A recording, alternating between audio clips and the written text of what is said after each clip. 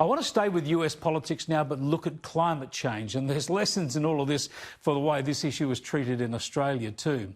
Yes, Joe Biden and the Democrats are going to run hard in this election year on climate change. This might be a big mistake, but it seems unavoidable these days for left-of-centre parties. And this video from the former Vice President makes it all sound ever so scary. That we take drastic action right now to address the climate disaster facing the nation and our world. More severe storms and droughts, rising sea levels, warming temperatures, shrinking snow cover and ice sheets. It's already happening. And science tells us that how we act or fail to act in the next 12 years will determine the very livability of our planet. This is exactly the sort of alarmism that we've been calling out on this program. It's the catastrophist approach to climate politics. Scare the children. Use every weather event you can, every natural disaster to try to pretend we're all facing Armageddon if we don't accept your magic policies. A special Democrat policy committee that's trying to marry the more moderate Democrat aims with the hard left extremism of the Bernie Sanders camp has delivered its report this week. And it's a scary read. Their policy document says that climate change is a global emergency and that there's no time to waste to protect Americans' lives and futures. It says that from Texas to California and Puerto Rico to Iowa, the 4 years under Trump have seen record-breaking storms, wildfires and floods.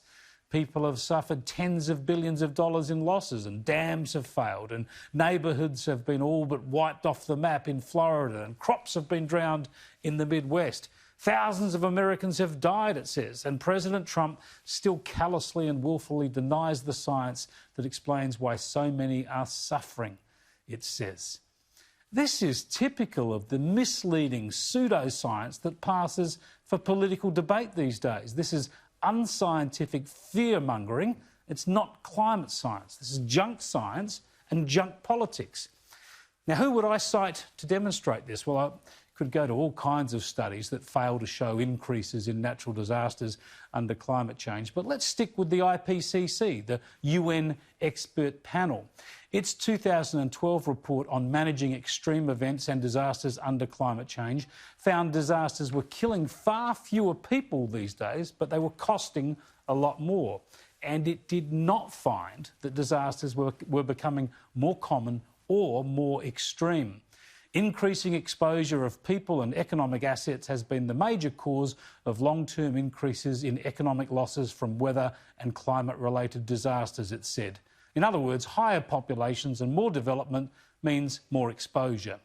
Long-term trends in economic disaster losses adjusted for wealth and population increases have not been attributed to climate change, but a role for climate change has not been excluded. So there you go. Maybe climate change could make natural disasters worse sometime, maybe, but there's no sign, no evidence. That's the science. But Joe Biden in the US, or Labor and the Greens here, will tell you that we're suffering now because of climate change, and they can fix it. They have policies to fix it. They are being unscientific and they are insulting our intelligence. Biden says he'll get the US to rejoin the Paris Agreement and get to zero net emissions by 2050. And like all the other green left politicians around the world, he says all this will be easy.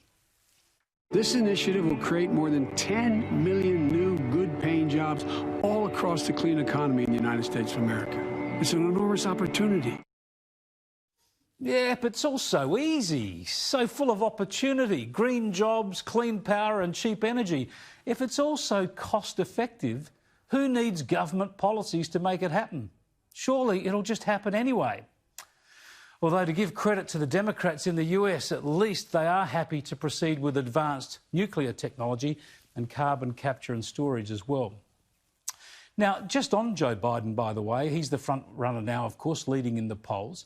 Many of his supporters worry about how he'll fare in debates against Donald Trump, and quite understandably so. So now there are leading columnists in the media trying to make excuses for him, declaring he should only do debates under special conditions. If Trump reveals his tax details, for instance, it looks like that'll happen anyway now, and so long as there's a real-time fact-checking service.